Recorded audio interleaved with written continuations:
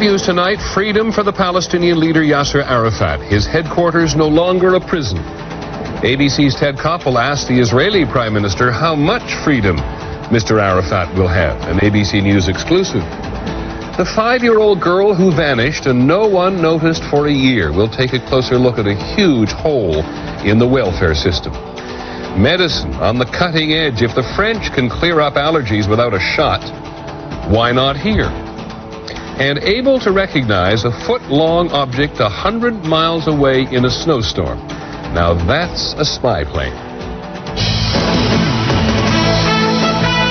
From ABC News World Headquarters in New York, this is World News Tonight with Peter Jennings. Good evening, everyone. We're going to begin in the Middle East this evening, where there have been some pretty dramatic developments in just the last couple of hours. First of all, the Israelis have pulled away from Yasser Arafat's compound in Ramallah, and there has been an unexplained explosion and some fire at the Church of Nativity, or near it, in Bethlehem. That's what it looked like. It's a little hard to explain. The Palestinian spokesman said the Israelis had tried to mount an assault on the church.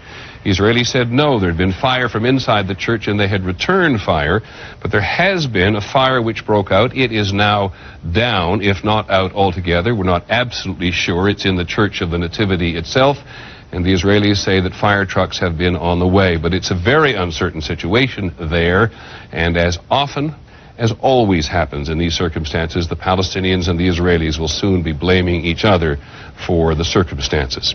The more positive news tonight does occur beyond Jerusalem, to the east of Jerusalem, in the city of Ramallah, where Yasser Arafat has had his headquarters for a very long time. And tonight, for the first time since the month of March, Mr. Arafat is, relatively speaking, a free man. The Israelis have withdrawn from his compound. He is no longer their prisoner. ABC's Gillian Finley picks up that part of the story from there tonight. Gillian? Peter, you're right. It does appear that the Israeli army has kept its promise here tonight. They have withdrawn from around Mr. Arafat's compound. And even though you can't see it from here, we understand that Palestinians are starting to pour into that compound and that a celebration has begun. The armored vehicles have been rolling out for the last few hours. Some of the dozens of tanks, personnel carriers, and bulldozers that have been maintaining Israel's siege here for more than a month. It all began at dusk. Under Israeli military escort, the convoy of armored diplomatic cars moved into Ramallah. Security was tight. Cameras were kept at a distance. 2 hours later, the convoy left Mr. Arafat's compound carrying the men Israel had wanted to put on trial. Instead, they were driven to a Palestinian prison in the town of Jericho in a deal brokered by the United States. American diplomatic security agents escorted the prisoners. Once in jail, American and British guards will monitor them. It was a strangely quiet end to a standoff that started so dramatically, with Israeli tanks and bulldozers knocking down the walls of the presidential compound and confining Mr. Arafat and his aides to 2 small rooms. Israel's goal was to isolate the Palestinian leader, but the images of the 72-year-old Arafat, defiant, conducting interviews by cell phone and candlelight, only heightened his popularity. Even Israeli officials acknowledge that when Mr. Arafat does emerge from his compound, he will be stronger than ever. And when he does leave, Peter, Israel says he will be free to travel wherever he wants. According to Mr. Arafat's aides, the first place he will go will be the Jenin refugee camp to see for himself the damage that Israel's army did there. Thanks, Peter? Gillian. Gillian Finley in Ramallah. Whatever Yasser Arafat does in the days and weeks ahead, wherever he goes, whomever he sees, he will be watched very carefully by those who wish him well and those who wish he'd disappear altogether. The Israeli Prime Minister, Ariel Sharon, gave Ted Koppel of ABC an exclusive interview today. It was subject number 1. What about Arafat? He can move around. Can he leave the country? He can leave the country, yes. Can he come back? We are not giving any guarantees for that. We're not asked to give any guarantees. We're not going to give any guarantees because usually in the past, when he left, it was always a sign for a wave of terror. So if there will be a wave of terror, and if we'll be going around the world inciting, and then we'll have to consider We'll discuss what to do. Prime Minister, you know that by refusing to let the UN investigating team in, you cause many people around the world to say, what do the Israelis have to hide? We do not have anything to hide. I think that the Israeli armed forces got very high and emphasized very high moral values. And we paid, in the past and now, we paid heavy casualties only in order to avoid causing casualties to civilians. I never saw the United Nations were so determined to send fact-finding a commission to other places. Didn't send to see what happened in the Passover Eve when 28 people were killed. What if somebody said, Prime Minister, fine, we will investigate those incidents, you let us investigate Jenin? What would your answer be? Look, that's no problem. But everything should be investigated. Everything. I don't think that Israel should be tried by the world. There's going to be more about this, of course, during Ted Koppel's edition of Nightline later this evening. Now to Afghanistan. ABC News has been told that close to 1,000 American troops are in the area of eastern Afghanistan near the border with Pakistan. They are looking for al-Qaeda and Taliban fighters. The U.S. apparently believes they are there. ABC's Martha Raddatz is at the Pentagon tonight. Martha, what can you tell us? Well, Peter, there's not very strong evidence. Most of it is anecdotal. Local villagers saying, look, they're back. We've seen al-Qaeda fighters and Taliban fighters in the neighborhood. But also there are the caves that the United States had already bombed, already searched. They've now searched again and found evidence of new ammunition caches and weapons caches, Peter. In a one-word answer, if you can, do they think their intelligence is good this time? I can't give you a one-word answer. They think it's pretty good. Good, thanks very much. Martha Raddatz at the Pentagon. Other items in the overseas briefing. In France today, more than 1 million people took part in demonstrations against the far-right leader Jean-Marie Le Pen. Thousands of riot police were deployed to keep Mr. Le Pen's supporters and his many enemies apart. There were rallies in several parts of the world today to mark workers' holiday, May Day. In London, demonstrators unhappy about issues ranging from globalization to the environment demonstrated in various parts of the city. In the southern Philippines today, the Abu Sayyaf rebel group has threatened to kill the American couple it has been holding for a year. The leader of the group, which the U.S. says has links to al-Qaeda, apparently said he was no longer interested in negotiations. Now to domestic news. An organization that advocates for responsible lending and banking services to minorities said today that middle-class Black and Latino Americans are far more likely to pay very high costs for credit. The report, called Risk or Race, investigates what are called subprime loans. These are the loans that involve very high interest and lenders' fees. Here's ABC's Michelle Norris. Cecil Williams is a retired federal worker in Washington, D.C. Her greatest asset is her home of 21 years. Recently, a finance company offered Cecil and her husband a new mortgage to help pay off existing debt. It sounded like a good idea. My thinking was when someone calls you, they have your interest at heart. But they didn't understand the fine print. The loan had an interest rate of 20.9%. And steep fees and hidden penalties, adding tens of thousands to the loan. Predatory lenders try to take advantage of unsuspecting and unsophisticated borrowers. Today's study found racial disparities in interest rates even as income levels rise. 32% of upper-income Black homeowners hold high-interest loans, compared to just 11% of white homeowners. Conventional banks do less business in middle-class Black and Hispanic neighborhoods, so minority homeowners often turn to high-interest or so-called subprime lenders. There hasn't been sufficient attention given to the African American and Hispanic communities by mainline lenders. And what that's resulted in is that other lenders have come in and have targeted these populations with products that happen to be higher cost. A fear of rejection from conventional banks often leads minority homeowners to borrow from high-interest lenders, even when they don't have to. We owe it to these hard-working families to provide protections against these unscrupulous practices. New legislation on Capitol Hill is designed to crack down on predatory lenders. and change a banking system where interest rates are too often determined by race. Michelle Norris, ABC News, Washington. The National Brief tonight begins in Pearland, Texas, where a series of explosions at a giant chemical plant rocked the area today. The blasts were heard 5 miles away. Petroleum-based chemicals were the cause. They burned 5 acres of the complex. The Social Security Commissioner says today that people applying for disability benefits often wait 3 years before getting any payment. It takes an application more than 1,100 days to get through the system and only 7 days to process. 10 million Americans get Social Security disability payments. An ABC News poll finds last week's summit of America's Roman Catholic cardinals did not meet expectations. Less than a third of all Americans say it produced meaningful improvements in the way the church deals with child sexual abuse by priests.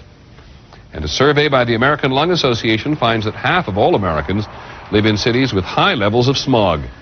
The 4 smoggiest cities are all in California, even though the state has cut its emissions by 2/3 in the last 20 years. When we come back this evening, the 5-year-old girl who disappeared and no one noticed for more than a year. We'll take a closer look tonight at the system that lost her. Using painless drops, it's the French way to clear up allergies. An alternative to getting a shot, that's medicine on the cutting edge this evening. And the robot planes flying combat missions as well as doing intelligence, all by remote control. This is World News Tonight with Peter Jennings. Brought to you by Viagra.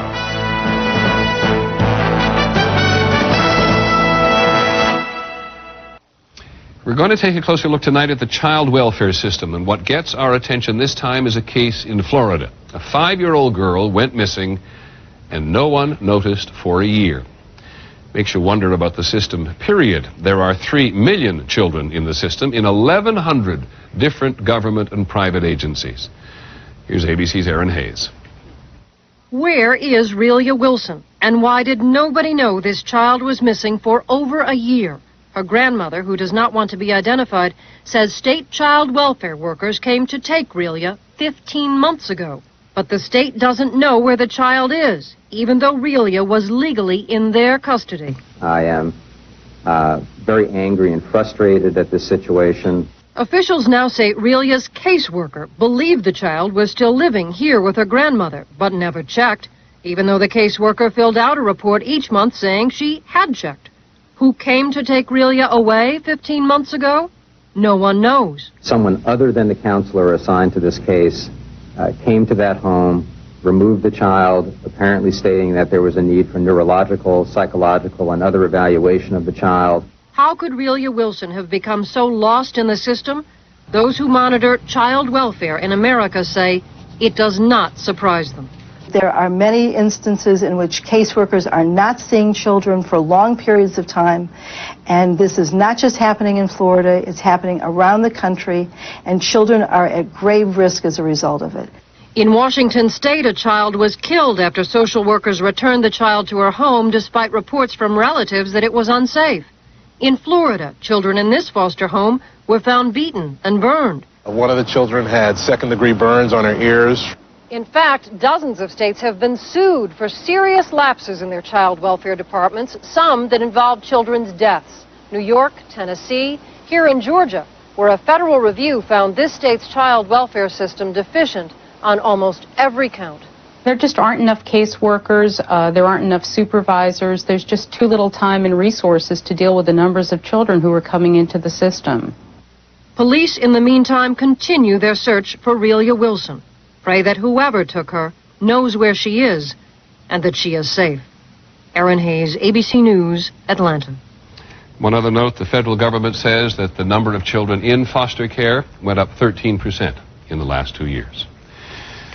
When we come back this evening, the drops that may be more effective than injections to treat allergies. It's the French way anyway. Medicine on the cutting edge.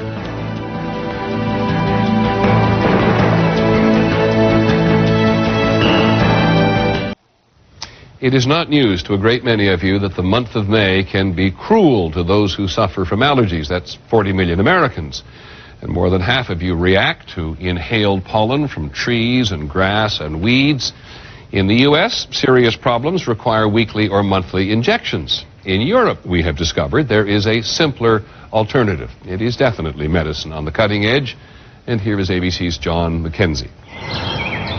Springtime would be a great time of year if you didn't have all those classic symptoms of seasonal allergies. The wheezing, the runny nose and itchy eyes. In France, hundreds of thousands of people are finding relief from this by placing high doses of allergen extract under the tongue. For example, if you are allergic to a grass pollen, you are giving to the patient increasing doses of grass pollen. Dr. Jean Bousquet is the director of the allergy program at France's most distinguished research center. Bousquet says that because the drops are painless and can be taken at home, they're becoming as common as allergy shots in many parts of France, Italy, and Germany. It is an effective treatment for patients with severe nasal and eye allergies who are not well controlled by drugs, and it is also safe. Before the treatment, he says, I could not have been outside talking to you. As soon as I was getting out, I was sneezing.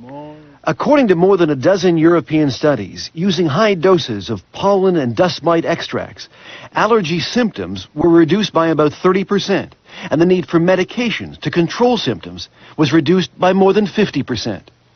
This allergy treatment is effective enough that in France and in several other European countries, the healthcare systems pay for it.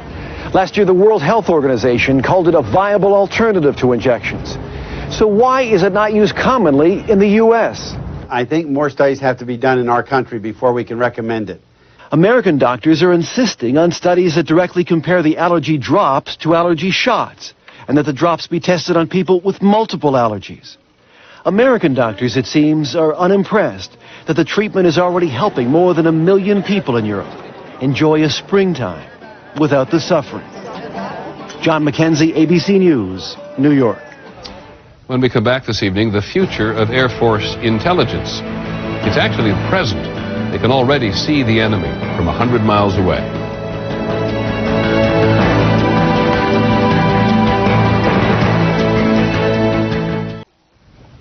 Finally this evening, we're going to take a look at some of the newest technology the Air Force has been working with. They're called unmanned aerial vehicles, planes that fly by remote control. We've seen them on the news before. Ever since the U.S. operation in Afghanistan began, the Air Force cannot get enough of them. Here's ABC's John McWethy.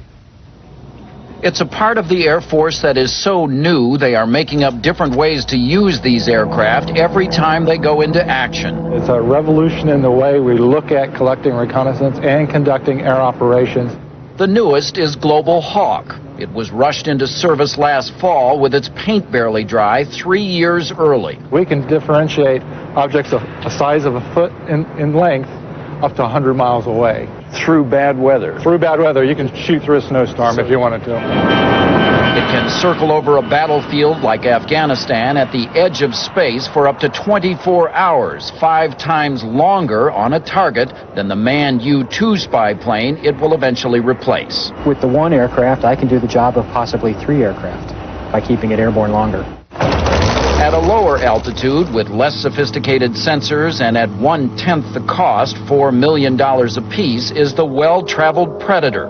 Pilots control the aircraft and the satellite-linked video from the ground, hundreds of miles away. It's a great platform. You pretty much get the front seat to the war. You're right there. You're watching things happen. It quietly circles over Afghanistan every day. The aircraft is 3 to 5 miles away. I cannot see or hear it, but it is watching me right now and can follow wherever I go for up to 24 hours. And if ordered, Predator of the future could destroy me. The CIA used an experimental armed version in Afghanistan and shot small anti-tank missiles at suspected al-Qaeda leaders.